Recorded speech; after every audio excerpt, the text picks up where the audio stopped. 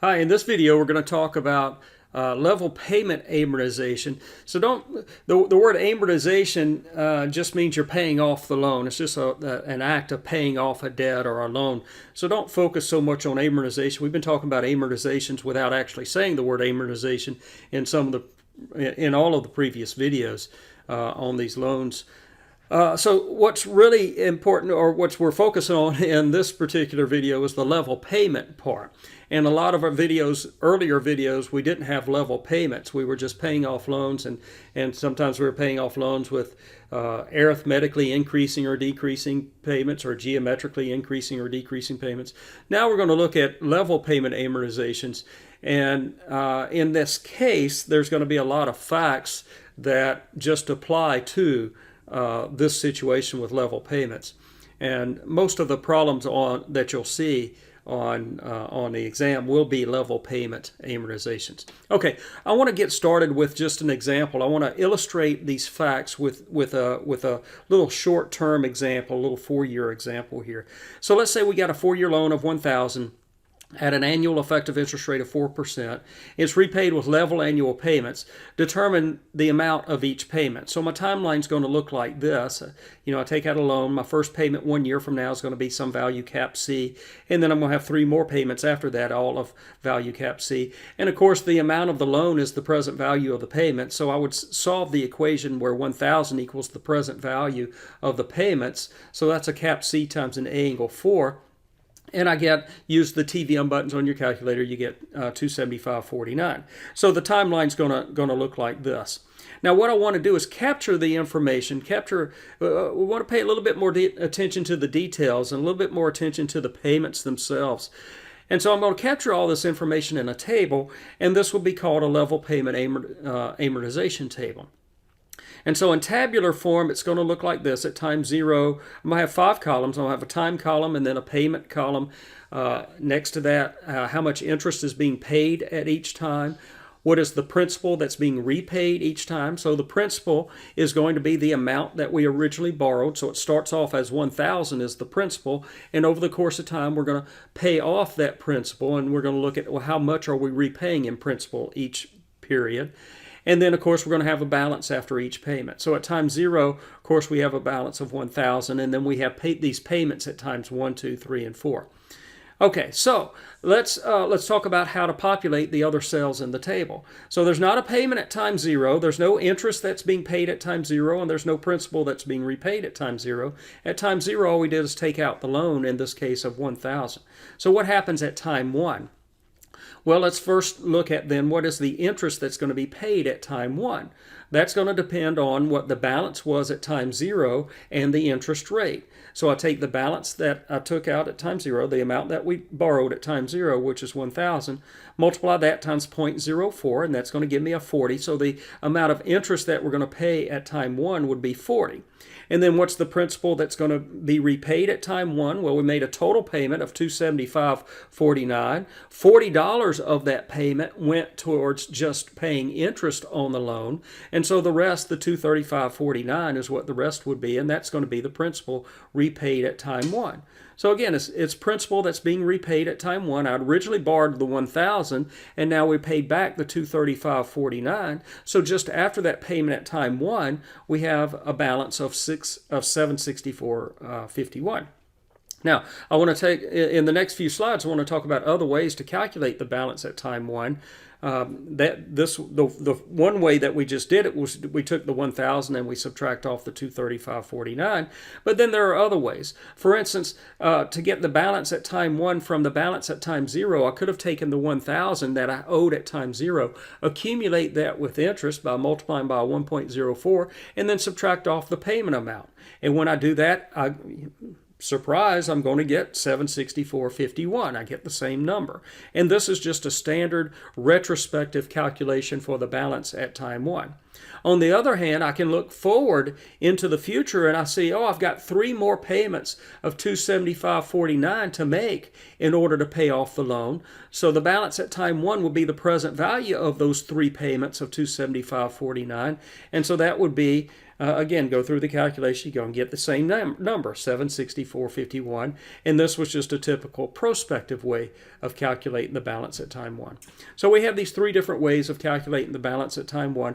I'm going to stick with this one that I started with. I think it's easiest in this context, and just take the 1,000 or take the balance at time 0 and subtract off the principal that's being repaid. I'm calculating these principal repaid amounts at each time as part of the level payment amortization table, so I might as well use it in my calculations of the balances.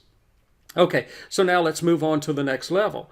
At the next level, I'm looking at the amount of interest at time 2. Well, I would calculate that by taking the balance at time 1 and multiplying that by the interest rate, 0.04, and I get $30.58. That's how much interest is being paid at time 2. That's how much interest we owe that we're paying at time 2. But we made a total payment of $275.49, so that difference, the rest of the payment, the $244.91, would repay principal at time 2. And so the balance after that payment at time 2 would be that $764.51 minus the $244.91, and I get $519.60. So let's move on to the third row. Same thing. I'll take the interest amount that I'm paying at time 3 would be the balance at time 2 times the interest rate, 0.04, and that number ends up being $20.78. And so I would subtract $20.78 from my total payment, and that would give me $254.71 as the amount of principal that I'm repaying at time 3. And then after that payment at time 3, then my new balance would be the difference between my old balance, the $519.60, and the $254.71, and I get $264.89. Now, before I move on and go into the fourth row, let's kind of analyze what's going to happen on the fourth row, or a couple of things that will happen on the fourth row before we actually go through the same process that we've done on the previous 3 rows. First of all, I've got 4 payments, and so after the fourth payment, I'm paying off the loan with the fourth payment. So after the fourth payment, the balance after the fourth payment should be 0. And since the balance after the fourth payment is 0, I've got 2 empty cells on that fourth row now. And the cell on the right is the principal repaid after the fourth payment. But notice I've got a balance of $264.89 after the third payment. And then after the fourth payment, I got a balance of 0. So the amount of principal that I'm repaying in that payment, that last payment, is the $264.89. So that's what I should be getting on this last row. So now let's go back and follow the same process that we've done on the previous rows. To get first, I would get the amount of interest that I paid or that I'm owing at time 4, and I would do that by taking the balance at time 3 and multiplying by the 0.04. When I do that, I get $10.60, and sure enough, when I subtract the $10.60 from the total payment that I made, I get the $264.89, and then, of course, that gives me a balance of 0 after that payment. Okay, so that's going to be this level payment amortization table. You should recognize that this should be very easy to do, to create these sorts of tables like in an Excel spreadsheet. And I encourage you to go into an Excel spreadsheet and try to create one of these level payment amortization tables. It's a good Excel spreadsheet exercise to do. You write in some formulas and then copy formulas into different cells and so forth. So it'd be a nice exercise to do. Okay, now I want to spend the rest of the video talking about some relationships between these numbers. Some will be obvious, some may not be. The first thing I want to look at is the principal repaid column, the cap P column. And notice that if I add up all of those numbers, then I end up with 1,000, which was the loan amount. That's, of course, not going to be a coincidence. The cap P values are the amounts of principal that are being repaid in each individual payment. So when you add them all up, you're going to get whatever the loan amount is. Now, technically, I want to make a comment that's going to show up later on when we start talking about bonds later on in a future video. Technically, when you add up that column of the cap P values, you technically get the first balance value, the first cap B value, cap B sub 0, minus the last cap B value, cap B sub 4 in this case. But of course, cap B sub 4 is 0, so in this case, that difference is just the loan amount, cap B sub 0. Okay, now the next, that fact that you add up the cap P values and you get the loan amount, that's not really surprising. But the next fact that I want to talk about is not so obvious. And so what I want to do here is let's look at the cap P column again, the principal repaid column again, and let's take the first two values, the cap P sub 1 and cap P sub 2, and let's take the ratio. Let's take the bigger one. Let's take the second one, the cap P sub 2 value, and divide by the cap P sub 1 value. When I do that, I'll get the value 1.04. Now let's move on down a row and take the cap P sub 3 value and divide that by the cap P sub 2 value. Well, I actually get 1.04 when I do that. And let's move down another row. Let's take the cap P sub 4 value, divide by the cap P sub 3 value. Well, you will get a 1.04 when you do that. So that's not a coincidence. It's not clear. It's not kind of easy to see, but that's not a coincidence. The fact is that the cap P column there, the cap P sub K values form a geometric sequence with a common ratio of 1 plus I. So that's where the 1.04 was coming from. It's 1 plus that I. And so in other words, the cap P2 value is going to be the cap P1 value times 1 plus I. And then you can kind of extend this. If I wanted to know, well, what's the relationship between the cap P3 and the cap P1 value? Well, to go from time 1 to time 3 is 2 periods, so I take the cap P1 value and multiply that times a 1 plus I squared to get the cap P3 value. That's a consequence of this sequence being a geometric sequence. And I could continue that pattern.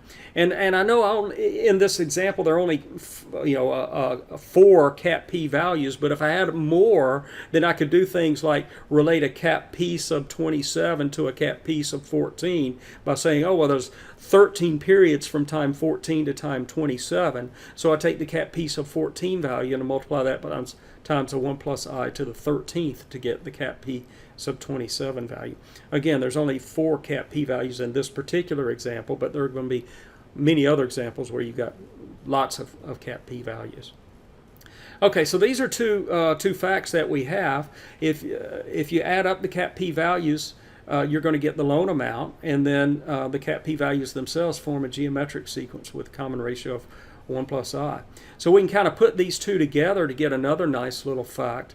The loan amount will be the sum of all the cap P values, but notice the cap P2 value is a cap P1 times 1 plus I, and all of those cap P values I could write as a cap P1 times something, and I'd get this expression. I could then factor out a cap P1, and I get that the loan amount would be cap P1 times what's left in parentheses there is the VEP expression for an S angle N. So this is the nice little fact, is that cap L is a cap P1 times an S angle N. This is one of those facts, well, I should have mentioned the geometric sequence, the fact that the cap P values form a geometric sequence. That follows from this being a level payment amortization. If you have non-level payments, then that fact will not be true. And of course, then this last fact that I have, that cap L is equal to this cap P1 times S angle N, that's a fact that has to do with this being a level payment amortization.